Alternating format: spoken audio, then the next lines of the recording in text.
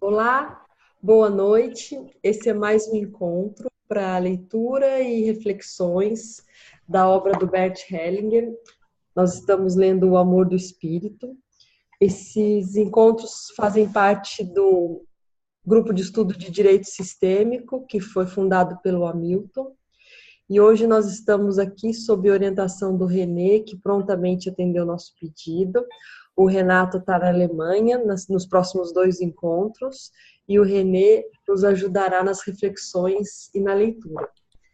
René, eu te passo a palavra para te cumprimentar e depois eu sigo com a leitura. Boa noite. Boa noite. Boa noite a todos e todas presentes aqui, e também aqueles que de repente depois vão assistir esse programa no YouTube. Muito obrigado pelo convite, Alice, e estamos aguardando ansiosamente aí os nossos colegas que vão voltar da Alemanha com uma série de novidades aí do Training Camp, né? Mas por enquanto a gente está aqui estudando a mídia física. Verdade. Então, vamos começar a leitura. Aí a gente vai interrompendo à medida que tiverem dúvidas, as pessoas podem levantar as mãos ou colocar suas perguntas aqui na lateral, tá? Por favor, Alice. Eu vou tirar o meu vídeo para melhorar a conexão, tá bem? E vou começar a leitura. A gente está na página 72, O Amor que Sabe. Frequentemente, tudo que um ajudante ciente pode e deve fazer é trazer à luz o amor da criança. Não importa o que a criança tenha assumido em nome desse amor, ela sabe estar em sintonia com a sua consciência e sente-se nobre e boa. Quando, entretanto, com o auxílio de um ajudante sensato, o amor da criança pode vir à luz, também torna-se claro para ela que o objetivo desse amor nunca pode ser atingido, pois trata-se de um amor que tem a esperança de poder salvar a pessoa amada através de seus sacrifícios, protegê-la do sofrimento, expiar a sua culpa e salvá-la da desgraça. Frequentemente, ainda tem esperança de trazer de volta uma pessoa amada do reino dos mortos.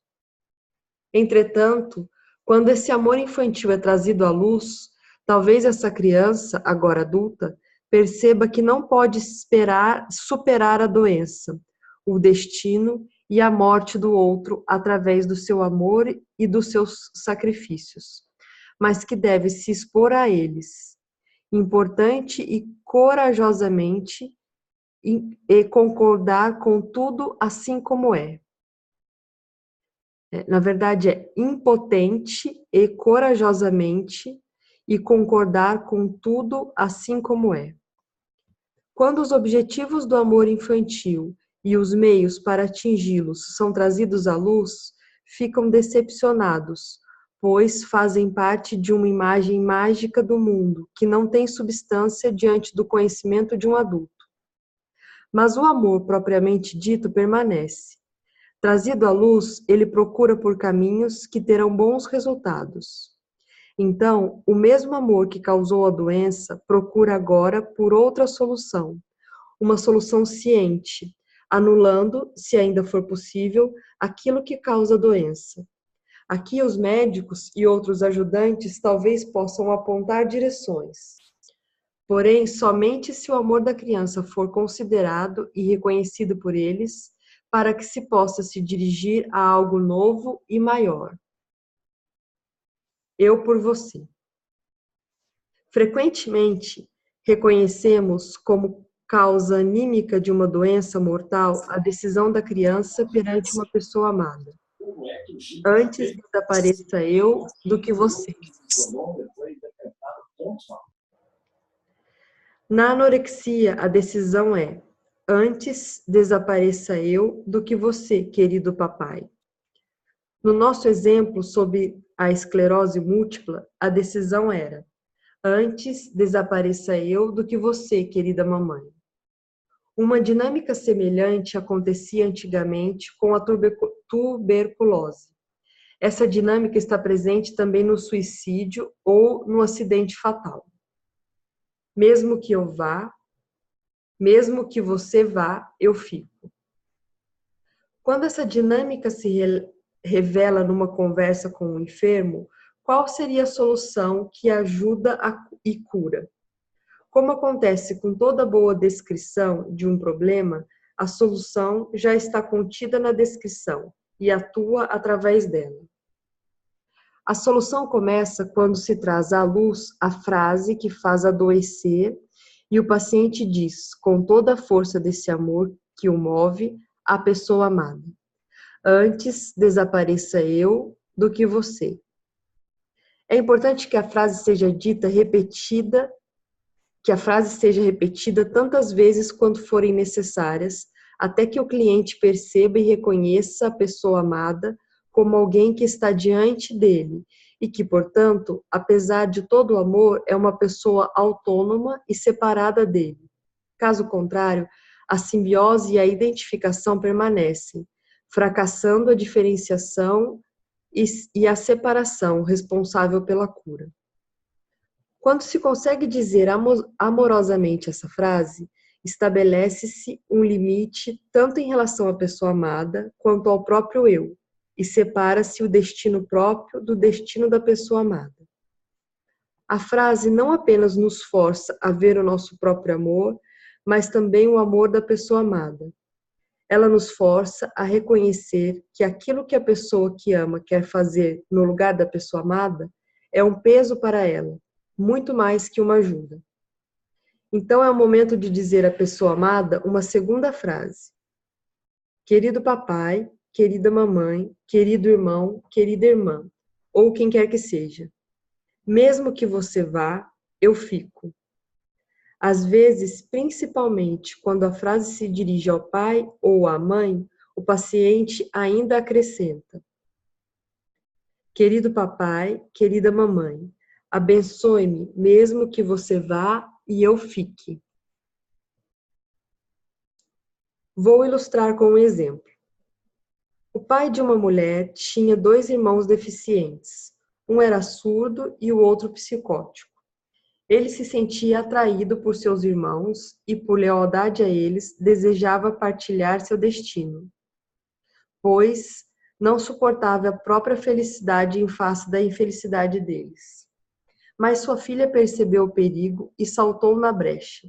Ela colocou-se no lugar do pai, ao lado dos irmãos dele, e em seu coração disse ao pai: querido papai, antes desapareça eu e me junte aos seus irmãos do que você.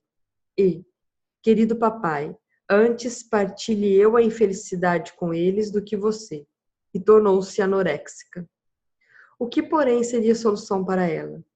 Teria que pedir aos irmãos do pai, mesmo que só internamente: por favor, abençoe meu pai se ele fica conosco, e abençoe-me se fico com meu pai.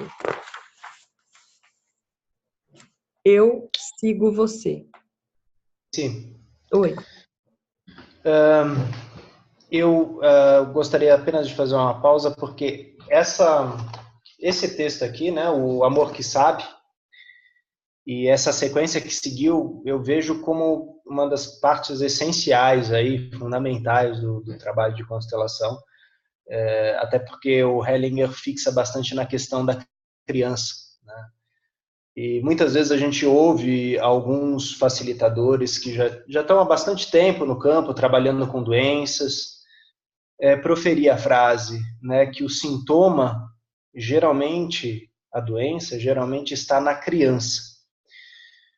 E o que significa essa frase? O quanto muitas vezes a criança, e a gente está falando do adulto, e da criança interior deste adulto, ela se sacrifica pelo outro para a qual ele tem uma grande lealdade, e muitas vezes nessa lealdade ele diz: eu por você.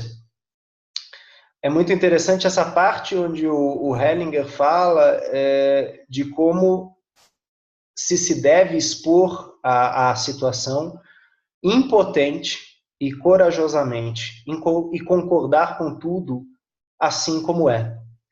Muitas vezes, esse impotente e corajosamente é olhar para a possibilidade do fim, né, para a morte.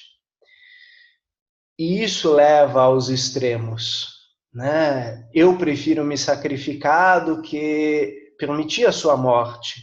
Ou mesmo quando essa morte já aconteceu, eu me sacrifico para que você possa vir, voltar, e eu vou em seu lugar, né? Então, essa é uma dinâmica que muitas vezes vão tomar lugar nas constelações familiares. E quando o Hellinger aqui fala da criança, sim, ele está falando da criança como o ser, né? Filho, filha. E para nós, adultos, o quanto talvez em nossas crianças feridas que carregamos dentro de nós, trazemos essa frase, eu por você. Em 2011, não, desculpa, 2015, o Bert Hellinger, aqui em São Paulo, ele falou muito dessa dinâmica, principalmente em relação aos facilitadores de constelação familiar, né? A importância é que esses facilitadores já tenham se trabalhado, já tenham visto suas questões, porque muitas vezes acontece do facilitador internamente dizer ao seu paciente, eu por você. E aí a gente já sabe, pelos outros estudos que a gente fez, pelas outras passagens que a gente leu aqui, o quanto isso cria um emaranhado, né? Então, essa passagem aqui, ela me toca muito pela quantidade de vezes que Hellinger fala disso, reforça isso, e da importância de a gente olhar para essa criança em nós, esse sacrifício que muitas vezes essa criança em nós faz, né? Então, isso é apenas um parêntese que eu gostaria de fazer. E também gostei muito da frase que está na página 73, que você acabou de ler, né? Caso contrário, a simbiose e a identificação permanecem, fracassando a diferenciação e a separação, responsáveis pela cura. Exatamente quando eu consigo separar meu eu do outro e diferenciar o que é do outro e o que é meu, eu posso decidir pelo que é meu e permitir que o outro assuma a responsabilidade que é o seu. E isso o Hellinger, em outros momentos, chama de eu dou a dignidade ao outro de ser o que é dele e tomo para mim a minha dignidade para eu ser o que eu sou, né? Então, só um parênteses aí, né? Se alguém quiser, a partir disso, trazer algum tema ou sugerir alguma coisa, pode fiquem à falar, vontade. Marilis. Eu estou aqui pensando que muitas vezes, quando a pessoa tem familiares com doenças graves, após a morte do familiar, essa pessoa às vezes vem a desenvolver uma outra doença importante, como um câncer.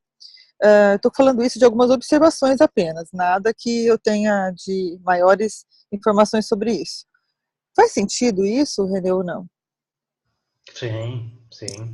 A gente sabe que muitas dessas doenças, elas permeiam o tecido familiar, né?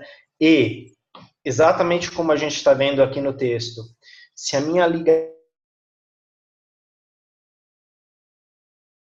a ponto de eu ter uma lealdade com ela e não querer o fim dela, eu posso muitas vezes, mesmo depois que a pessoa partir, internamente, novamente, a gente está falando de processos inconscientes aqui, né? E, como o Hellinger fala, né? São as ordens do amor, né? Por amor àquela pessoa, eu internamente profiro essa frase, antes eu do que você. Então, por exemplo, numa situação onde um casal, né?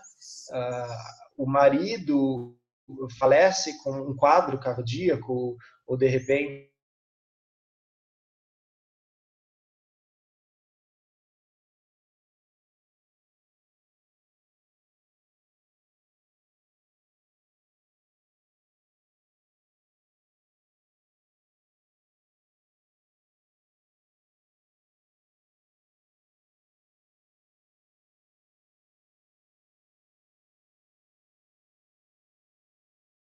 às vezes, naquele momento, a partir de uma diferenciação, né, e de uma percepção da dinâmica, a pessoa pode tomar para si o que é dela e impedir que esse movimento siga para filhos, netos, bisnetos. Não, tipo, isso eu tomo para mim. como pai, como mãe, como avô, como avó. E muitas vezes a gente percebe essa postura nos representantes, né? Que o representante do avô falecido, do tio falecido, ele se posta assim, falando, não, isso é meu, eu não quero que a pessoa faça isso, né? Eu não aceito que a pessoa faça isso. E a pessoa só consegue descansar quando ela é dignificada, né? Quando ela pode tomar para ela o que é dela, e ela vê que aquele que fica vivo, né? O descendente, permanece em vida e sem esse fardo. Esse fardo não é dessa pessoa, é meu. Né? Então, sim, faz sentido. Né? Logicamente que em cada caso aí a gente tem que verificar como isso se manifesta, quais que são os fios sistêmicos que estão presentes, né? Que muitas vezes o cliente vai trazer através de sua fala, através do genograma dele, dos eventos traumáticos que aconteceram na sua vida. Né? Mas sim, é muito parecido com isso que você trouxe. Ok, muito obrigada. A Diksha tem uma pergunta. Está com o microfone, Diksha? Agora estou. Boa noite. Boa noite, Diksha. Boa noite. Renê, eu queria que você comentasse um pouquinho mais sobre eu por você, no caso do terapeuta e paciente. Será que eu entendi bem? Também existe isso entre terapeuta e paciente? Sim, sim. Se eu não me engano, na nossa última obra, na nossa penúltima obra, né, a fonte não precisa perguntar pelo caminho, o Renato até falou um pouco dessa questão da transferência e da contra-transferência, que o Bert Hellinger traz. E muitas vezes, por esse viés mais teórico, a gente começa a olhar um pouco para isso. Quer dizer, o paciente ele traz uma dinâmica, e se o terapeuta não conseguir manter a postura fenomenológica, né, ou seja, esse distanciamento, né, necessário para estar lá, para escutar, para acompanhar, para facilitar, quer dizer, se aquilo tocar ele de tal forma que ele fala, putz, isso sou eu, isso é minha história, imediatamente os papéis começam a se misturar. Né? Como acontece às vezes de uma representação, a gente entra no campo e a gente fala, essa pessoa trouxe a minha história, eu estou vivendo a minha história aqui no campo. E muitas vezes, sim, isso dentro da constelação, por representante, isso vai ser muito importante. Lógico, é importante que ele depois saia e que ele lembre que aquilo está lá no campo, aquilo é daquele cliente, não é dele. Né? Mas um terapeuta, ele precisa treinar isso muito. Porque se o terapeuta não conseguir fazer isso, ele vai ficar enodado, emaranhado lá na história do paciente, aí vai ficar os dois lá amarrados, um olhando para o outro e falando, difícil, né? Acontece, né? E isso é muito perigoso. Eu por você é muito perigoso. Né? E muitas vezes o cliente, ele vai sair do consultório, se ele ouvir, né, uma dinâmica assim, eu por você, ele vai sair super aliviado. Graças a Deus, encontrei a solução. E esse terapeuta? Quer dizer, por quanto tempo ele vai permanecer em vida tomando essas histórias? E aí a gente está falando de um fio pesado. Sim, nós estamos aqui a serviço. Né? E o Hellinger repete isso diversas vezes. Estamos a serviço. Só que existe uma postura de estar a serviço que a gente viu nas ordens da ajuda. Se em vez de ter ajuda que me é pedida, eu procuro oferecer ajuda a quem não me pediu, muitas vezes eu estou tentando salvar o outro e outras coisas do meu sistema. Então, já dá para imaginar o novelo que a gente está gerando aí. Né? Então, sim, é um risco, ele existe, o Hellinger ele aborda isso. Eu lembro que ele abordou isso muito pontualmente em 2015 aqui no Brasil, mas lá na Alemanha ele também constantemente retoma isso, principalmente nas supervisões, né? O quanto é importante que o terapeuta supervisione aqueles quadros que ele percebe que pegou nele, emaranhou nele, né? Até para ele voltar para a postura dele. Né? Em outros termos, hierarquicamente falando, lembrando que nós somos o último, nós somos o menor. Nós não estamos lá, nós não somos importantes naquele sistema. Nós não vamos mudar aquele sistema, nós não vamos transformar aquele sistema. É o cliente que vai fazer isso. Nós somos meros visitantes desse campo, né? A gente sempre tem que voltar a exercitar essa postura, fazer grupos de estudo, supervisão, terapia pessoal, porque sim, os casos vão nos tocar, eles vão mexer com a gente, e quando eu percebo isso, consigo diferenciar o que é meu, o que é seu, opa, então vou olhar com mais cuidado para isso, porque talvez enganchou alguma coisinha aí.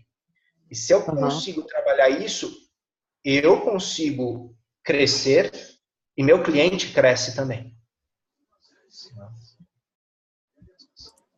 Legal, obrigada. Essa pergunta que você faz é fundamental. E é isso que no texto aparece aqui, que é precioso, né? Porque estamos a serviço e por isso que é muito delicado esse serviço, né? E perigoso, né? É perigoso a postura que a gente assume quando a gente entra no campo, né? E o Hellinger, a gente vendo na obra dele, a gente vê o quanto ele estudou, o quanto ele se trabalhou, né, para poder ocupar essa postura que ele chama de fenomenológica, né? Muitas vezes ele fala, né, sem intenção, sem julgamento, sem medo, sem amor. E aí você consegue entrar e sair, e o que tiver que aparecer, vai aparecer da forma como for. Então, sem passes de mágica, nem ficar bagunçando as coisas do jeito que eu, na minha cabeça, acho que é a imagem ideal daquilo, né? Porque essa é uma tendencinha nossa mesmo. Renê, a Fátima fez uma observação interessante. Fátima, se você tiver com o microfone... Opa, vamos lá. Se não, eu leio para você. Deixa eu te achar aqui, para abrir seu microfone.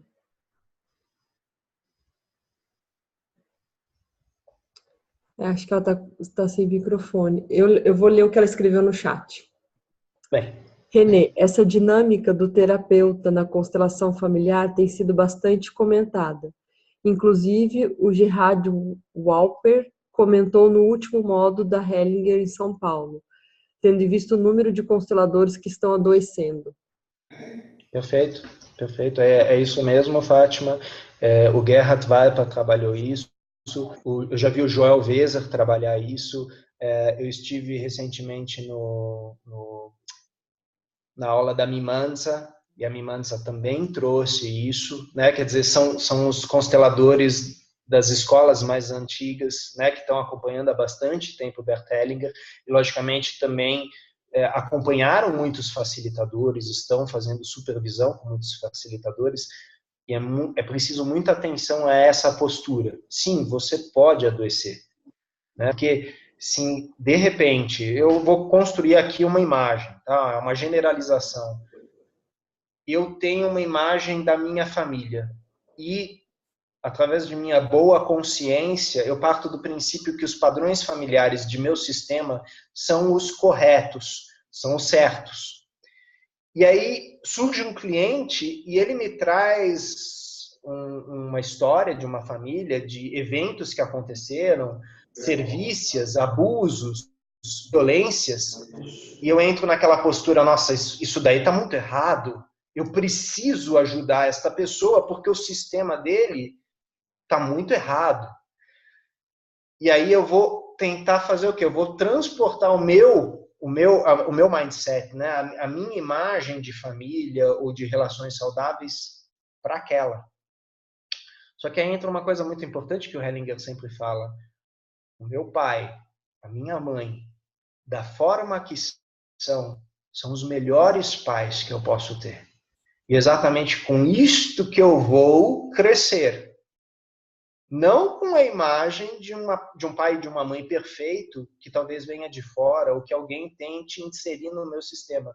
Isso muitas vezes vai aumentar ainda mais a pressão dentro desse sistema, fazendo mal para o meu cliente. E talvez, naquele momento, eu traumatize aquele sistema.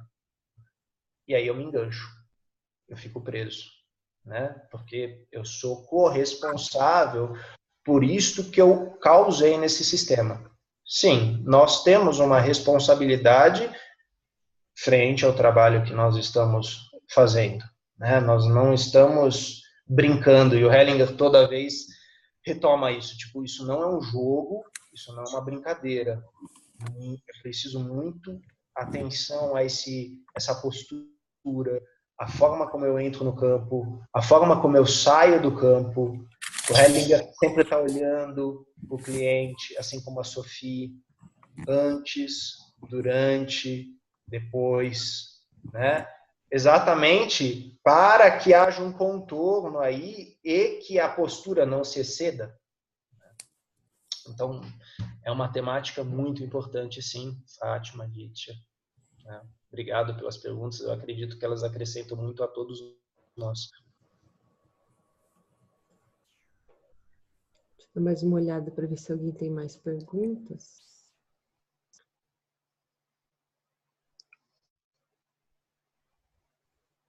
Acho que não. Eu, Alice.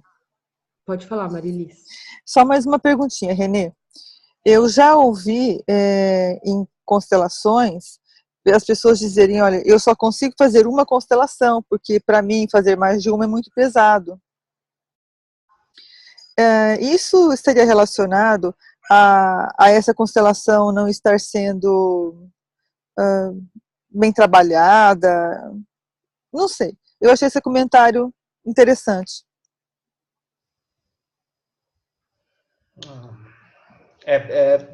Eu não sei se a minha pergunta foi clara, Renê. Não, eu entendi. É que é difícil a gente dar uma resposta geral para isso, né? Eu fiquei pensando, dá licença só um minutinho, eu fiquei pensando, vou falar com palavras minhas, parece que a constelação não foi fechada, não foi terminada, fiquei com essa sensação. E aí pensei muito no que você disse, será que houve essa troca de papéis, essa inter-relação aí?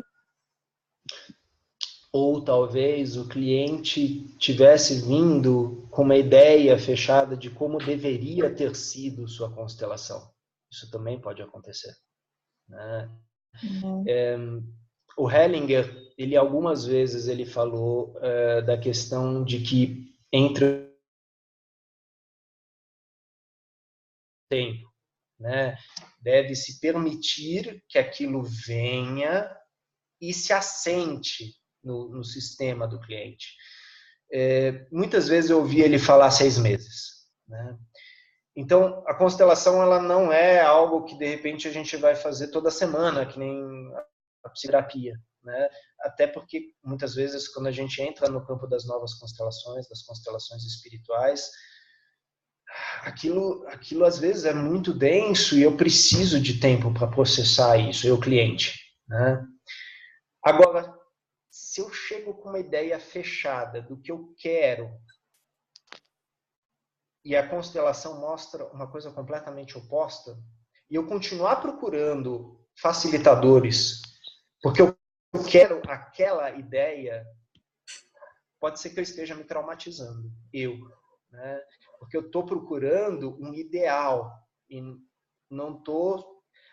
eu não estou aceitando o que se mostra do campo. Isso também pode acontecer, né? Muitos facilitadores, eles vão ter essa postura fenomenológica e, se mostrou isso. Eu não entendi. Também não, né? Isso vai levar o seu tempo. Não quer dizer que o facilitador talvez tenha sinosado. Realmente, isso, em cada caso específico, singular, isso deve ser olhado. Mas é muito interessante que, geralmente, do lado do facilitador, quando o facilitador se noda, né, se mistura, ele percebe. E muitas vezes ele percebe porque ele sente no corpo. né? Uhum. Denso, mal-estar, um mal-estar que segue, né? É muito diferente de você ter aquela dor de cabeça, um certo enjoo na barriga, porque isso acontece no campo muitas vezes. De você, de repente, dias depois daquela constelação, você continua no campo, vibrando. Quer dizer, se o facilitador está assim, sim, é bem possível que ele tenha se emaranhado, é importante ele olhar para isso, né? Que procure um colega, né, facilitador, para talvez olhar para isso, ou seu terapeuta, se for no caso de um psicólogo ou médico, seu supervisor, né? Eu procuro às vezes meu professor, o Peter Spelter. Recentemente eu tive a oportunidade de fazer uma supervisão com o Renato também. É muito interessante a gente poder ver essa dinâmica desse outro lado, né? Desse lado mais sistêmico, saber que lugar a gente está ocupando naquele tratamento, naquele acompanhamento, né? O Renato, ele chegou a fazer não só a minha supervisão como psicólogo, mas ele fez algumas supervisões lá também no sentido do direito, né? Da postura do operador do direito e tal. E, né, abre o campo visual, né? E de repente estiver acontecendo isso, de eu estar de repente interferindo no campo, pegando no campo, a questão é: você vai continuar assim ou você vai parar? Quer dizer, é criar essa diferenciação, porque se você continuar interferindo dessa forma, você vai fazer mal para o cliente e também para você. Agora, se talvez você exercitar essa postura, muitas vezes esse cliente ele vai ser aquele que vai te ensinar isso. Como entrar nesse campo que é tão sedutor para mim, tão difícil, tão denso para mim, de uma forma fenomenológica, de uma forma, não vou falar contida, mas fenomenológica é a melhor palavra, né? Aceitar as coisas da forma como elas se mostram. E, novamente, não quer dizer que eu concorde com elas, mas eu aceito elas da forma como elas se mostram, né? Até porque a gente não vai ficar depois da constelação filosofando com o cliente o que é certo e errado. A gente não. Se ele quiser fazer isso depois com outras pessoas, isso é uma questão dele. Nós vamos ficar nessa postura neutra, né? Não, bom, foi isso. Isso se mostrou. Você entendeu ou não? Vamos deixar então o campo ou expandir, abranger, ou de repente ficar nessa limitação, porque às vezes essa limitação que o cliente vê, ela é necessária para ele naquele momento. E ele vai precisar de 1, 2, 3 anos para... Opa! E acontece. Às vezes acontece assim. Ok, Renê, muito obrigada. Obrigado pela pergunta. Deixa eu ver se tem mais algum comentário.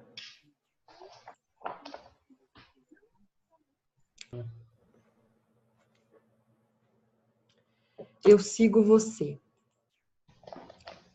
Por trás do desejo de partir do pai e da mãe que o filho procura impedir através da frase "antes eu do que você", existe frequentemente nos pais uma outra frase. Eles a dizem como filhos a seus próprios pais ou irmãos quando estes morreram cedo, contraíram uma longa doença ou ficaram inválidos. A frase é: eu sigo você, ou, mais precisamente, eu sigo você em sua doença, ou eu sigo você para a morte. Portanto, a frase que atua primeiro na família é eu sigo você, que é também uma frase infantil. Mais tarde, porém, quando essas crianças, por sua vez, se tornam pais, seus filhos impedem que a executem e então dizem: antes eu do que você. Renê, eu vou precisar fazer uma pausa porque a Tereza acordou. Vou ter que pegá-la no bercinho. Se alguém puder continuar lendo, por favor. Eu vou dar sequência aqui. A Diksha falou que pode ler. Ok. Obrigado, Diksha.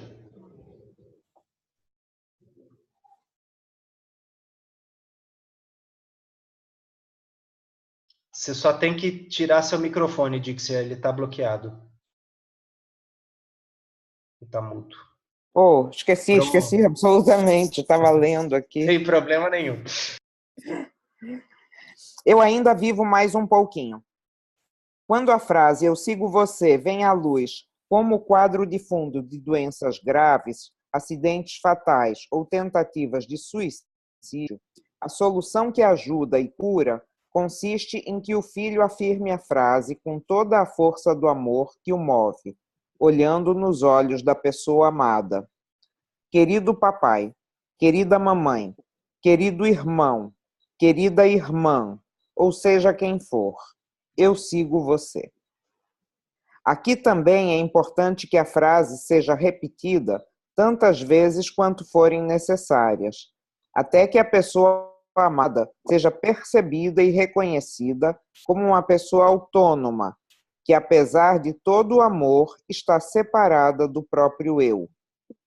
Então, o filho reconhece que o seu amor não supera os limites que o separam do ente querido e que precisa deter-se diante desses limites. Aqui, a frase também o força a reconhecer tanto o próprio amor quanto o da pessoa amada e a compreender que essa pessoa carrega e realiza melhor o seu destino quando ninguém a segue, muito menos o seu próprio filho. Então, o filho também pode dizer ao morto querido uma segunda frase, que realmente dispensa e libera da obrigação do seguimento funesto. Querido papai, querida mamãe, querido irmão, querida irmã, ou seja quem for, você está morto. Eu ainda vivo mais um pouquinho, depois morrerei também. Ou ainda, eu realizo a vida que me foi dada enquanto durar, e então também morrerei. Se o filho vê que um dos seus pais quer seguir na doença e na morte alguém de sua família de origem, então deve dizer: querido papai, querida mamãe, mesmo que você vá, eu fico.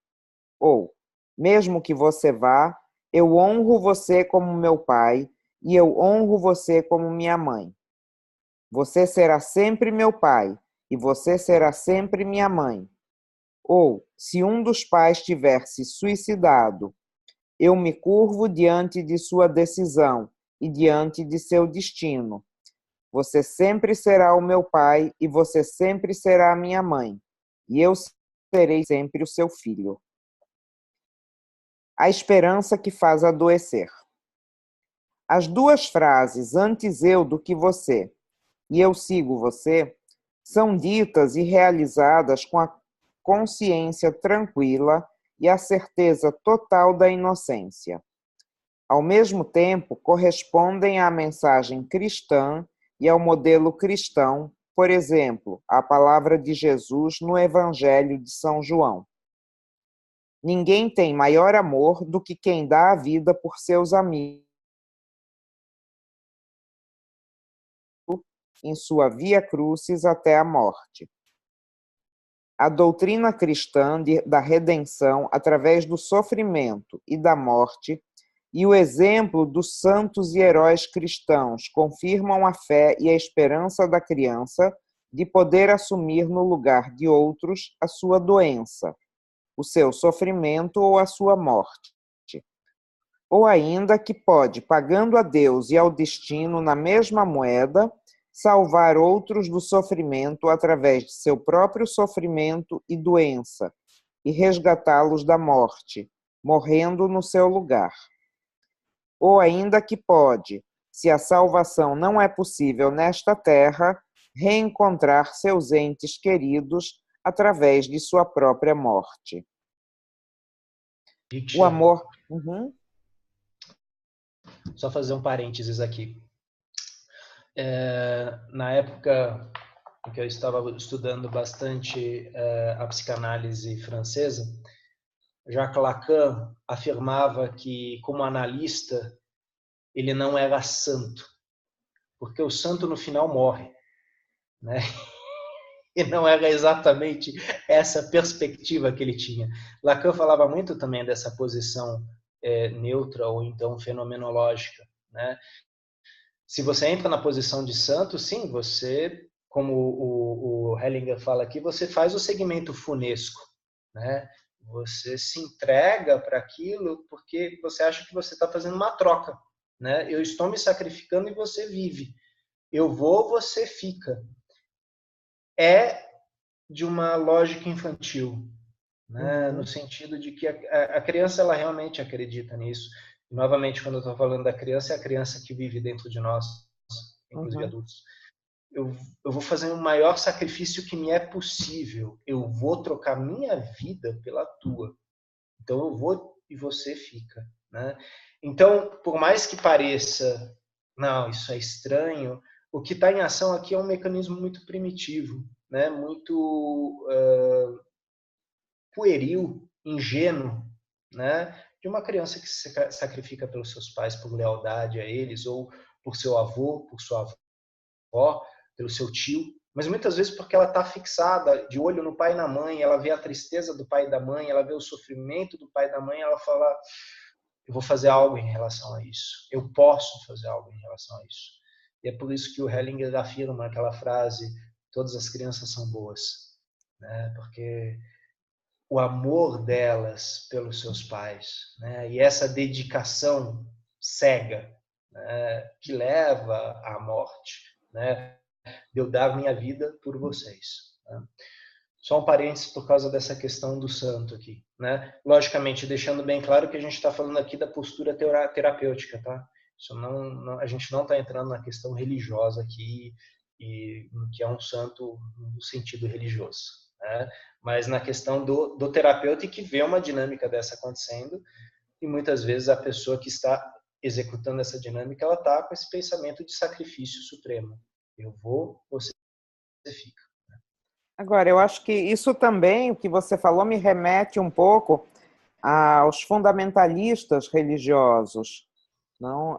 Quando tem muito fervor, não? E me parece Sim. que também é alguma coisa nesse caminho, né? Sim, sim, porque existe um sacrifício supremo por uma causa, né? Quer dizer, existe uma lealdade aí, né? E muitas vezes essa lealdade ela é nomeada, né? Ela é em nome de um Deus, ela é em nome de um pai, né? E essa instância ela é muito importante, né?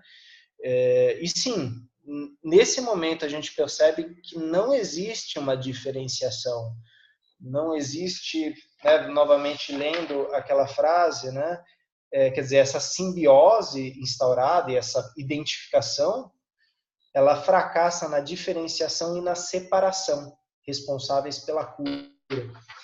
Cura aí a gente também pode ver como a consciência, a percepção de que eu sou eu e eu sou responsável por aquilo que eu carrego, e você é você e você é responsável por aquilo que você carrega.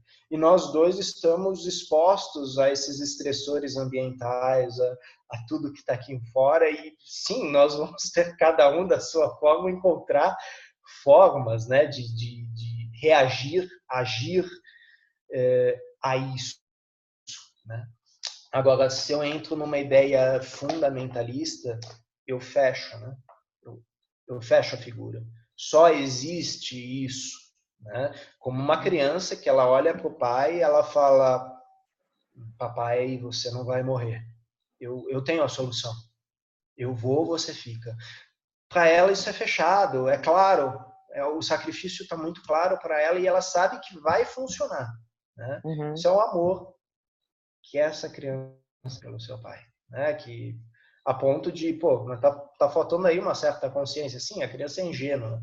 Sim, a criança ela ama sem fronteiras, sem barreiras. Quem vai impedir a criança de fazer isso muitas vezes é o pai, a mãe que vai olhar para ela e vai falar não, isso é meu. Volta pro teu lugar.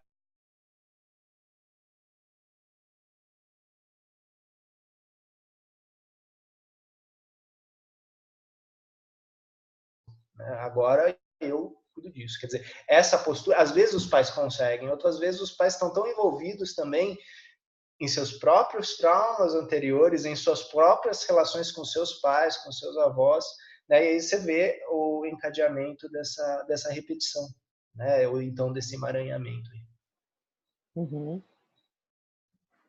Obrigado, Dix. Bom, vamos seguir. O amor que Amor que cura. cura. Quando existem tais emaranhamentos, a cura e a salvação ultrapassam os limites da simples intervenção média e terapêutica.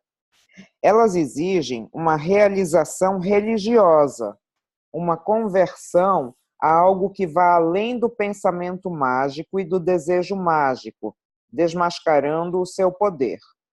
Algumas vezes, o médico ou outro ajudante pode preparar e apoiar um tal ato, mas este não está em seu poder, não segue um método, não é causa e efeito. Este ato, quando é bem sucedido, exige o máximo respeito e é experimentado como uma graça. A doença como expiação. Uma outra dinâmica que conduz a doenças, acidentes e ao suicídio é o desejo de expiar uma culpa. Às vezes, eventos que foram inevitáveis e determinados pelo destino são percebidos como culpa. Por exemplo, um aborto espontâneo, uma deficiência ou a morte precoce de uma criança. Nesses casos, o que ajuda é olhar os mortos com amor, expor-se à dor e deixar em paz o que passou. Se por obra do destino acontece alguma coisa que causa dano a outros e proporciona a alguém alguma vantagem ou a salvação e a vida, isso é experimentado também como culpa. Por exemplo, a morte da mãe no nascimento de um filho. Porém, existe também a culpa verdadeira, de responsabilidade pessoal. Por exemplo, quando alguém, sem necessidade, entregou ou abortou uma criança, ou quando exigiu algo de outros ou lhes causou algo de grave. Muitas vezes, a culpa fatídica ou pessoal deve ser paga através da expiação, pagando com danos próprios pelos prejuízos infligidos a outros. Com isso, pretende-se abater a culpa com a expiação e, dessa forma, estabelecer o equilíbrio. Esses processos expiatórios, mesmo sendo extremamente nocivos para todos os envolvidos, são também incentivados por doutrinas e exemplos religiosos, através da crença de que o pecado e a culpa são redimidos através da autopunição e da dor. A compensação através da expiação traz um sofrimento duplo. A expiação satisfaz a nossa necessidade de compensação. Porém, o que realmente se alcança quando se busca essa compensação através de doenças, de acidentes ou da morte? Nesse caso, haverá 2 prejudicados ao invés de 1, ou 2 mortos e não apenas 1. Pior ainda, para as vítimas da culpa, a expiação duplica o dano e a infelicidade, pois a sua desgraça alimentará uma outra desgraça. Seu dano provocará novos danos e sua morte acarretará outra morte. Devemos ainda considerar outra coisa. A expiação é barata, como o pensamento mágico e a ação mágica. Dentro dessa ótica, a salvação de outros acontece somente através do próprio sofrimento, bastando o próprio infortúnio para a sua salvação. Somente o sofrimento e a morte devem bastar, sem que o relacionamento seja visto, sem que o outro seja visto, sem que a dor pela sua infelicidade seja sentida, e sem o seu consentimento e sua bênção para o que deve ser feito. Na expiação, retribui-se também com a mesma moeda. Também aqui a ação é substituída pelo sofrimento, a vida pela morte e a culpa pela expiação, como se somente o sofrimento e a morte bastassem, dispensando, dessa forma, a ação e trabalho. Assim, quando as frases "antes eu do que você" e "eu sigo você" são morte aumentam, o mesmo ocorrendo com a expiação realizada. Um filho cuja mãe faleceu no parto sente-se permanentemente culpado diante dela, porque ela pagou pela vida dele com a própria morte. Se o filho tenta expiar por essa culpa vivendo mal, recusando-se a tomar a vida também pelo preço da morte da mãe, ou se suicidando como expiação, a desgraça da mãe é duplamente grave. O filho não toma a vida que a mãe lhe deu, e seu amor e sua disposição de lhe dar tudo não são respeitados. Sendo assim, a sua morte foi em vão. Pior ainda, em vez de vida e felicidade, trouxe uma nova desgraça, pois ao invés de uma morte, aconteceram duas. Se quisermos ajudar um filho nessa situação, devemos estar cientes de que, além do desejo de expiação, ele tem também outro desejo, antes eu do que você, ou eu sigo você. Assim, só podemos lidar positivamente com o desejo nefasto de expiação, curando-o, se conseguirmos também a solução positiva com essas duas frases. Diksha, acho que agora, né, esse texto também, novamente, ele traz uma certa densidade, principalmente no debate aí do direito sistêmico, né? A gente está falando tanto do adoecimento como a expiação, a compensação, e eu gostaria de saber se existe nesse ponto alguma dúvida ou algo que queira ser aprofundado, né? Isso também é uma dinâmica que a gente vê muito, né? O Hellinger não está falando aqui, mas muitas vezes a gente vê aqui também a questão da vingança, né? De olho por olho, dente por dente, né? Isso só vai ser solucionado se você sofrer da mesma forma como eu sofri, né? Então, meu filho pelo seu filho. E a gente sabe como essas dinâmicas são fortes, né? Então, esse eu sigo você ou você me deve algo porque tirou algo de mim, é uma dinâmica arcaica, né? E inoda muitas famílias, emaranha muitas famílias, né?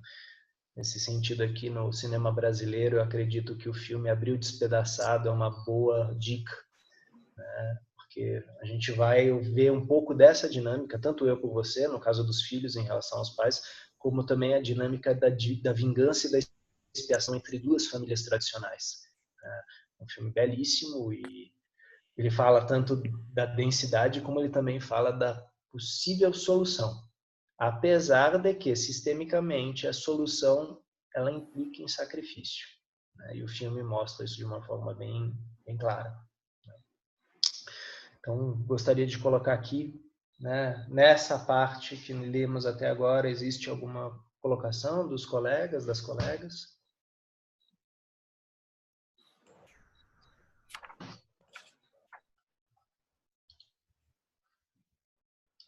René, não vejo nenhuma manifestação. A gente lê mais a compensação através de tomar e da ação reconciliatória? Sim. Dá, né? Sim. Okay. Então, Diksha, por favor. Mas a compensação através do tomar e da ação reconciliadora. Qual seria a solução apropriada para esse filho e para sua mãe? Ele precisa dizer: querida mamãe, já que você pagou um preço tão alto pela minha vida, que isso não tenha sido em vão. Eu farei algo da minha vida em sua memória e em sua homenagem.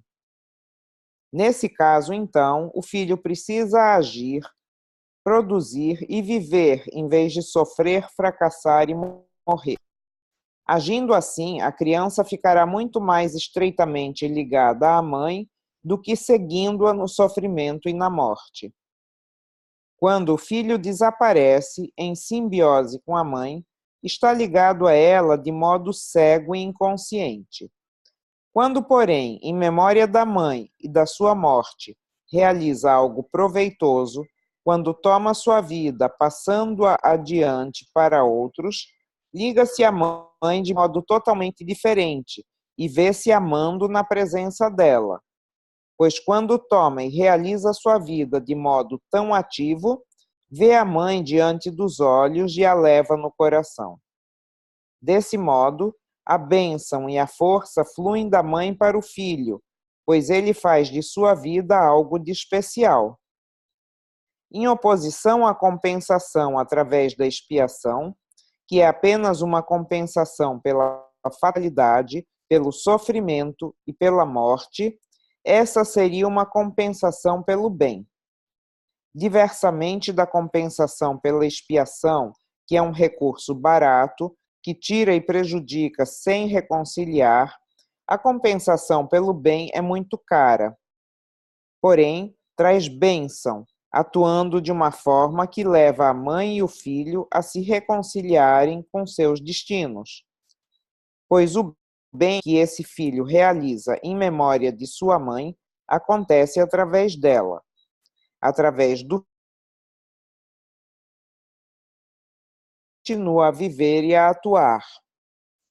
Essa compensação segue a compreensão de que nossa vida é única, de que, à medida que passa, cria espaço para os próximos e que, apesar de já ter passado, nutre a vida presente. Obrigado, Diksha. Eu estou de olho aqui também no nosso horário, né?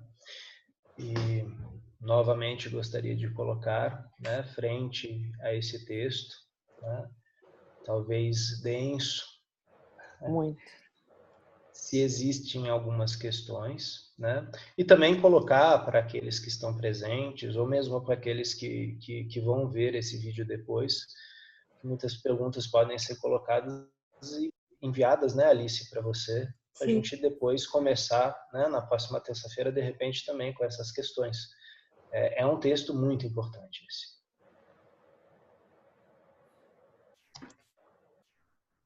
Deixa eu dar uma olhadinha. Sem manifestações, Renê. Ok. Você... Bom, eu acredito que então nós possamos encerrar as atividades por hoje, né? E que cada um, né, leve um pouquinho dessas reflexões de Hellinger, né? E se houverem dúvidas, né, encaminhem que a gente vai refletir junto, né?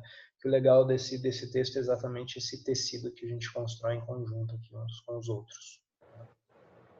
Mas esse texto me fez lembrar muito esse filme do Abril Despedaçado, o Game of Thrones, Star Wars.